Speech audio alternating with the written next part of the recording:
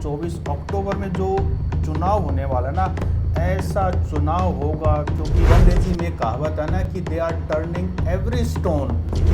एक ही टारगेट है, पिता पुत्र पिता पुत्र पिता पुत्र पिता पुत्र। लेकिन आम आदमी पार्टी जो है वो नॉन जाट की पार्टी ज़्यादा मानी जाती है, तो वो खेल बिगाड़ेंगे। अब बीजेपी कुछ भी कर ले, सिर के तान खड़ी हो जाए, बीजेपी चाहती है कि इसी सेंटिमेंट को एक्सप्लॉइट किया जाए। अब जितने भी मुख्यमंत्री हुए हैं उनमें से सबसे ज़्यादा जाट समाज से हुए हैं, तो वो इस बार ऐसा कोई दांव खेल सकते हैं कि दलित मुख्यमंत्री बना रहे। कांग्रेस में दिक्कत ये है कि वहाँ तो आपस की लड़ाई खत्म नहीं हो रही है, तो मतलब बहुत सारे चैनल कांग्रेस के लिए इजी राइड नहीं है। नेशनल मीडिया दिल्ली से, मुंबई से और दूसरी जगह से सारे के सारे यहाँ इकट्ठा होने वाले इस तरह की सरकार के पक्ष में नहीं है, उनका मूड है बदलाव का।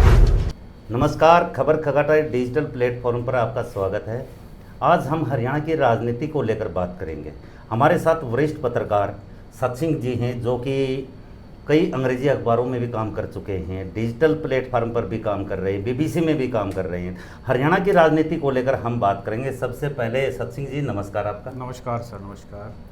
तो सबसे पहले बात की जाए, यहाँ पर विधानसभा चुनाव का बिगुल कभी भी बच सकता है, अक्टूबर में हो सकते हैं, तो कहीं ना कहीं इस बार की राजनीति को किस तरह देखते हैं? क्योंकि लोकसभा चुनाव में कांग्रेस वर्सेस बीजेपी 5-5 यहाँ पर रहे, तो ये आने वाला विधानसभा चुनाव की अगर बात करें तो किस तरह का क्या रहेगा? जी प्रदीप भाई, पहले तो आपको आपने प्लेटफॉर्म दिया बातचीत करने के लिए, आपका धन्यवाद। और दूसरी बात, जो सवाल आज पूरा हरियाणा यही पूछ रहा है, आप ये देखिए, सिर्फ नेता नहीं, पॉलिटिकल पार्टीज नहीं, लोग भी चुनावी मोड में आ चुके हैं। आप ये देखिए, जब कभी भी जहाँ कोई भी प्रोग्राम होता है, आज कांग्रेस के जितने प्रोग्राम्स होते हैं, इवन गांव लेवल पे होते हैं, वहाँ भीड़ होती है। बीजेपी अपनी सारी की सारी मशीनरी को, नेशनल लीडर्स को मोबिलाइज करके हरियाणा में झोंक दिया है। उधर बीएसपी और इनेलो का गठबंधन हो चुका है, और इस तरफ जो अपना जेजेपी है वो भी मतलब प्रयास करे किसी ना किसी तरह से उनकी एक्सेप्टेंस हो जाए। आम आदमी पार्टी ने 15 दिनों में ऐतिहासिक शायद 45 के करीब रैलीज जो है अनाउंस कर चुके हैं। 12 अगस्त को शायद वो ख़त्म होगी, जिसमें उनकी टॉप लीडरशिप जो है वो हरियाणा में लगभग विधानसभाओं को कवर कर चुकी होगी। तो आप ये मानिए हरियाणा में कितना खपत हो रहा है राजनीतिक, और लोग आप देखिए सोशल मीडिया पर तो अटा पड़ा है ऐसे कंटेंट से। और मैं ये कह रहा हूँ कि डेली शायद हज़ारों कंटेंट जो ना अपलोड हो रहे हैं, और लोग हज़ारों के हज़ारों को देख रहे हैं। तो कांग्रेस का भी इनकी हिसाब मांगो यात्रा भी चल रही है। दीपेंद्र हुड्डा अलग से लगे हुए हैं, भूपेंद्र हुड्डा अलग, कुमारी शैलजा लगे हुए हैं, और आप ये मानिए कि वीरेंद्र सिंह एक तरफ लगे हुए हैं, उन्होंने अभी स्विच किया है। तो मैं ये मानता हूँ कि इस बार जो 2024 अक्टूबर में जो चुनाव होने वाला है ना, ऐसा चुनाव होगा क्योंकि इस बार सेंटर में तीसरी बार लोकसभा में बीजेपी आ चुकी है, मोदी और वो आ चुके हैं, अमित शाह आ चुके हैं। और हरियाणा की जनता का मूड जो है, भाई मेरा एनालिसिस ये है कि सरकार के पक्ष में नहीं है, उनका मूड है बदलाव का। और उसके लिए बीजेपी पूरी कोशिश करेगी येन केन प्रकरण जो है वो हरियाणा में अपने आप को तीसरी बार स्थापित करे। और शहरों में तो फिर भी उनको कुछ बढ़त मिल सकती है, लेकिन ग्रामीण इलाके में एक्सेप्टेंस बीजेपी की नहीं है। ये तो लोकसभा चुनाव में भी क्लियर लोकसभा में, क्योंकि कांग्रेस 0 से 5 आई है और वो 10 से 5 आई है। बिल्कुल। और जो जीतने वाले हैं उनमें से 3 तो पूर्व कांग्रेसी हैं। तो आप ये मानिए कि इस बार जो है जनता जो है जो कुछ करेगी वो देखने वालों को बहुत इंटरेस्टिंग होने वाला। मैं तो ये मानता हूँ नेशनल मीडिया दिल्ली से, मुंबई से और दूसरी जगह से सारे के सारे यहाँ इकट्ठा होने वाले हैं, इस तरह का चुनाव होने वाला है। क्योंकि भारतीय जनता पार्टी में तो हरियाणा के 3 मंत्री भी हैं, कहीं ना कहीं विधानसभा चुनाव को देखते हुए भी 3 मंत्री बनाए हैं, उस चीज़ का भी कुछ इफेक्ट पड़ सकता है। बिल्कुल पड़ेगा। बीजेपी हर कोशिश कर रही है, वो अंग्रेजी में कहावत है ना कि they are turning every stone, कि सब कुछ को कर रहे हैं कि भाई कुछ भी हो इस बार हमें, और ऐसी जॉब्स का वो कर रहे हैं, और जो वो फैमिली आईडी वगैरह है उसको सुधार की बात कर रहे हैं। जो पौने 10 साल बीजेपी के नेताओं की सरकार की जो टोन थी वो बिल्कुल बदल चुकी है। किस तरह से जब मनोहर लाल खट्टर चीफ मिनिस्टर थे और जो कितना दूरी वो रखते थे और सरकार का एकदम से इस तरह से वो जो किला था सरकार का, इस आम आदमी के लिए नज़दीक जाना बड़ा मुश्किल था। लेकिन अब तो वो बिछ गए हैं और आप ये देखिए वो चाहते हैं कि लोग हमें हमारी गलतियों के लिए माफ़ कर दें। और दूसरी तरफ कांग्रेस में दिक्कत ये है कि वहाँ तो आपस की लड़ाई खत्म नहीं हो रही है। तो मतलब बहुत सारे चले, कांग्रेस के लिए इजी राइड नहीं है। कांग्रेस में अब एक नई चर्चा को जन्म दिया है कि भाई इस बार क्यों ना दलित सीएम बनाया जाए। बिल्कुल, तो ये भी एक अपने आप में कांग्रेस के लिए बड़ा चैलेंज है, क्योंकि भूपेंद्र सिंह हुड्डा एक अपने आप को चेहरा यहाँ हरियाणा में हम देखते हैं।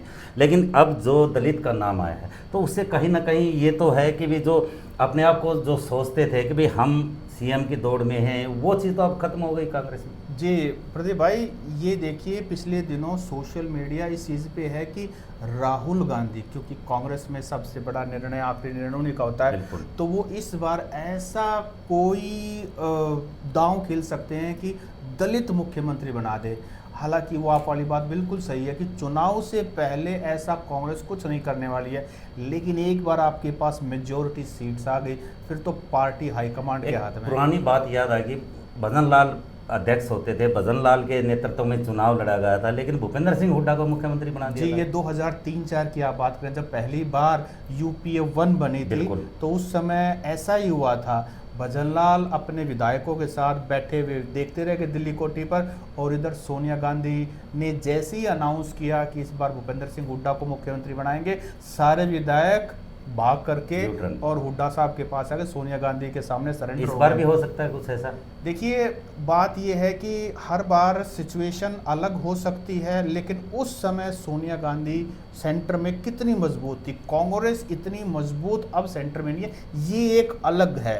लेकिन पार्टी अगर जितना सेंटर मजबूत होगा पार्टी का, उतना ही स्टेट में जो यूनिट कमज़ोर होंगी, और वो कमज़ोर होंगे तो इधर आप ये देखिए आज पार्टी हाईकमांड चाहे ना चाहे हुड्डा हर चीज़ में अपनी चला रहे हैं, और अब टिकट डिस्ट्रीब्यूशन में भी बहुत बड़ा बवाल मचने वाला कांग्रेस में। बिल्कुल मचेगा, क्योंकि बात ये करते हैं भूपेंद्र सिंह हुड्डा एक सीएम का चेहरा सामने आ रहा है, ईडी की भी कार्रवाई हो रही है, तो ईडी की कार्रवाई से कहीं ना कहीं असर तो पड़ेगा कांग्रेस पर। देखिए बिल्कुल बीजेपी जो है कोशिश यही कर रही है कि कहीं ना कहीं आप ये देखिए रोहतक तो पॉलिटिकल कैपिटल है हरियाणा की, और सारे बड़े नेता बीजेपी के सेंटर से भी आते हैं, एक ही टारगेट है पिता पुत्र पिता पुत्र पिता पुत्र पिता पुत्र। ये कहीं ना कहीं नुकसान हो सकता है कांग्रेस। देखिए अब ये एक ना लॉ ऑफ अट्रैक्शन होता है। लॉ ऑफ अट्रैक्शन ये कहता है कि आप जिस चीज़ की जितनी बात करोगे वो चीज़ उतनी ही बढ़ेगी। अब मुझे पता नहीं बीजेपी वाले इस बात को मानते नहीं, चाहे आप अब नेगेटिव में बोल रहे हो पॉजिटिव बोल रहे हो, तो कहीं ना कहीं पब्लिक में एक मैसेज ये जा रहा है कि भाई अगर कांग्रेस में कुछ है तो पिता पुत्र ही है। अच्छा, दूसरी बात, बीजेपी ने अपना सीएम का चेहरा बदल दिया और प्रदेश अध्यक्ष भी नॉन जाट हैं, तो कहीं ना कहीं BJP Jat versus non Jat की राजनीति भी कर रही है, इस चीज़ का नुकसान हो सकता है। जी, कांग्रेस भी कर रही है और बीजेपी तो कर ही रही है। बीजेपी आप देखें पिछले जब से 2014 से बीजेपी आई है, तो बीजेपी ने 2016 में आप देखिए जो जाट लीडर थे वो भी साइडलाइन, जाट आरक्षण हुआ, और जाट आरक्षण में 30 से ज़्यादा युवाओं की मौत हुई, कितने सारे 300 से ज़्यादा FIR दर्ज हुई। तो मुझे लगता है जो जाट नाराज़ हुए, शुरुआत किसान आंदोलन जाट आरक्षण से हुई, फिर किसान आंदोलन 13 महीने चला, महिला खिलाड़ियों वाला आंदोलन हुआ, और सबसे बड़ी बात अगर आप हरियाणा की राजनीति की हिस्ट्री देखेंगे ना, तो पॉलिटिकली सोशली सबसे ज़्यादा जो मलाई ली है वो जाटों ने ली है। एग्रीकल्चर लैंड भी उनके पास जाता है, उनको लगता है कि तुम तो पैदा ही हुए हो राज करने के लिए, खेत भी तुम्हारे पास हैं, चौधर भी तुम्हारे पास है। अब बीजेपी राज में दोनों ही कम हुए हैं, आपको पता है ये कितने खेत बचे हैं, ज़मीन सिकुड़ गई है, नौकरी है नहीं। अब मुझे लगता है कि कहीं ना जाट लैंड भी है पूरा हरियाणा में। आप ये देखें कि आधे से ज़्यादा जाट लैंड, आप उधर जींद की तरफ चले जाओ, रोहतक की तरफ चले जाओ, सोनीपत चले जाओ, और इधर हिसार की तरफ चले जाओ, दादरी आ जाओ, भिवानी चले जाओ, तो जाट लैंड में कहीं ना कहीं कांग्रेस अब हाँ, दिखाई दे रही है। बिल्कुल बिल्कुल। देखिए कारण ये है कि अब जितने भी मुख्यमंत्री हुए हैं उनमें से सबसे ज़्यादा जाट समाज से हुए हैं। आप चाहे बंसीलाल की बात करो, बिल्कुल। देवीलाल की बात करो, मास्टर हुकम सिंह भी मास्टर चरखी हुकम दादरी। सिंह आपके जिनके हम ज़मीन पे बैठे हैं, चरखी बिल्कुल। दादरी वो भी हैं, भूपेंद्र सिंह हुड्डा, ओम प्रकाश चौटाला, देवीलाल। अब ये देखिए कि अब क्या करें, ये सब कुछ जो है सब कुछ हम देखते आए हैं। तो अगर ये रहे हैं तो कहीं ना कहीं अपनी जाति को एक विशेष सम्मान, बिल्कुल। विशेष जो है ना काम भी होते हैं, सारी चीज़। आप और मैं राजनीति कवर करते हैं 2 दशकों से, हम समझते हैं बिल्कुल। चीज़ों को, सारी बातें कही नहीं जाती। तो उसका दोनों तरफ बीजेपी चाहती है कि इसी सेंटिमेंट को एक्सप्लॉइट किया जाए, बिल्कुल। नॉन जाट को बताया जाए तुम्हारी चौधर मुश्किल से आई है, ये हम्म। जाट दोबारा से कब्जा कर लेंगे। एक बार इन्होंने कब्जा कर लिया, 10 साल तो कम से कम छोड़ते नहीं। लेकिन इस बार लोकसभा चुनाव में कहीं ना कहीं कांग्रेस को ये फायदा हुआ है, जो नॉन जाट वोट बैंक है कुछ वो भी कांग्रेस के खाते में आई है ना। सर कारण है इसका, क्योंकि बीजेपी ने इतनी टॉल प्रोमिसेस की थी लोगों को और उनमें से वो डिलीवर नहीं कर पाई। तो अब विधानसभा में भी ऐसा ही है। तो मैं अब तो समय जा लिया, अब बीजेपी कुछ भी कर ले, सिर के तान खड़ी हो जाए, जो नुकसान हो गया हो गया। अब तो जो कुछ होगा वो विधानसभा चुनाव में लगभग क्लियर है। कहीं खिचड़ी ना पक जाए, मुझे ये लगता है कि कहीं ऐसा ना हो कांग्रेस बीजेपी की लड़ाई में कुछ इंडिपेंडेंट ज़्यादा ना जाए और वो किंग मेकर ना हो जाए। तो किंग मेकर तो कोई भी बन सकता है। कहीं ना कहीं ऐसा लगता है कि हरियाणा में इस बार कांग्रेस वर्सेस बीजेपी के बीच टक्कर रहेगी, या जेजेपी खेल बिगाड़ सकती है या आम आदमी बिगाड़ देखो सकती है। जेजेपी का तो मैं मानता नहीं, क्योंकि जेजेपी ने, दुष्यंत चौटाला ने जो डिसीजन लिया, आपने एक मैंडेट लिया बीजेपी के खिलाफ, फिर आप उन्हीं के साथ मिलकर के सरकार आपने बनाई है, तो पब्लिक बहुत नाराज़ है। हम जानते हैं कि इस बार जेजेपी का तो कोई चांस ही नहीं है। इनेलो और बीएसपी का जो गठबंधन है वो, हालांकि अभी तक दलित जो मैसेज यही है कि वो कांग्रेस के साथ हैं, जी। बीजेपी के साथ तो है नहीं। लेकिन अगर वो छिटक गए और 2-2, 4-4, 5-5 हज़ार का ही फर्क पड़ गया तो बहुत सारे सीटों का समीकरण बिगड़ गया। टाइट मुकाबला है बीजेपी और कांग्रेस। आम आदमी पार्टी भी मैदान में उतर आम चुकी आदमी है, पार्टी उसका भी भी मैदान कहीं ना में- कहीं बिगाड़ सकती है जी, खेल। आम आदमी किंग मेकर भी बन सकती जी, है। जी, लेकिन आम आदमी पार्टी जो है वो नॉन जाट की पार्टी ज़्यादा मानी जाती है, तो वो खेल बिगाड़ेंगे ज़्यादा, जो है वो बीजेपी का खेल नुकसान बिगाड़ेंगे। होगा। तो अब ये देखने वाली बात है, उधर वो उसका खेल बिगाड़ेंगे, इधर ये कांग्रेस का खेल बिगाड़ेगा। अब खिचड़ी कहीं ना बन जाए, अगर खिचड़ी बन गई तो किंग मेकर तो शायद कोई और ही कोई और ही होगा। जी। तो पूरे 90 विधानसभा क्षेत्रों की अगर टोटली बात की जाए तो इस बार हरियाणा में कैसा माहौल लग रहा है कि कौन सी पार्टी यहाँ से अच्छा आगे बढ़ सकती है? देखिए ये तो एक सिंपल सी बात है कि जब कभी भी किसी भी पार्टी के खिलाफ 10 साल की एंटी इनकम्बेंसी होती है, हम कुछ महीने पहले जो सेंटर में चुनाव हुए उसी का एग्जांपल ले ले। 10 साल की एंटी इनकम्बेंसी थी, मोदी साहब 400 पार का नारा दे रहे थे, बिल्कुल। 250 पर वो सिमट गए। लेकिन वो तो मोदी और अमित शाह थे जिनके पास कोई भी रिसोर्स की कमी नहीं थी, सब कुछ मुट्ठी में था। अब स्टेट में शायद उतना प्रिविलेज, उतनी ताकत और उतनी वो चीज़ें नहीं मोदी होती। फैक्टर नहीं फिर इनके चलेगा पास यहाँ पे। फिर इनके पास कोई ऐसा फैक्टर भी नहीं है, क्योंकि विधानसभा चुनाव में लोकल फैक्टर्स काम करते हैं। और मुझे लगता है कि बीजेपी को बहुत बड़ा चैलेंज है, क्योंकि ऐसा कोई चेहरा नहीं है। मनोहर लाल खट्टर को किस लिए बदलना पड़ा? बिल्कुल। क्योंकि जो डोमिनेंट कास्ट है हरियाणा की, वो कहीं ना कहीं डिसलाइकिंग थी मनोहर लाल जी के खिलाफ। और नायाब सैनी बहुत नए हैं अभी चीज़ों के। बिल्कुल, बिल्कुल। आपने देखा पिछले दिनों वो फतेहाबाद में एक चुनावी भाषण दे रहे थे, बिल्कुल। और उपलब्धियों की बातें तो हुड्डा साहब की उपलब्धियां पढ़ के सुना दी। वो एक डीपीआरओ को भी सस्पेंड किया गया तो था, उसमें जिसका एक्शन भी खामियाजा हुआ कुछ है। तो मैं कह रहा हूँ अधिकारियों को अभी भी- नए हैं और एक नेता वाली क्वालिटी उभरने में उनमें टाइम लगेगा। दूसरी तरफ भूपेंद्र सिंह हुड्डा ने 10 साल का राज दिया है, जिनमें उनके पहले 5 साल तो बड़े अच्छे थे, बिल्कुल। लेकिन बाद वाले जो गठबंधन की सरकार थी उसमें जो कुछ हुआ वो सब कुछ हमने देखा है। तो मुझे लगता है इजी राइड ना बीजेपी के लिए ना कांग्रेस के लिए, लेकिन कांग्रेस को एज जरूर है। बिल्कुल, ज़रूर। आप यहाँ पर पधारे, आपका बहुत बहुत धन्यवाद। क्योंकि स्पष्ट रूप से जिस तरह सत सिंह जी से चर्चा हुई है उसमें तो ये सामने बिल्कुल आ गया कि इस बार विधानसभा चुनाव में कांग्रेस और बीजेपी की सीधी टक्कर होने वाली है।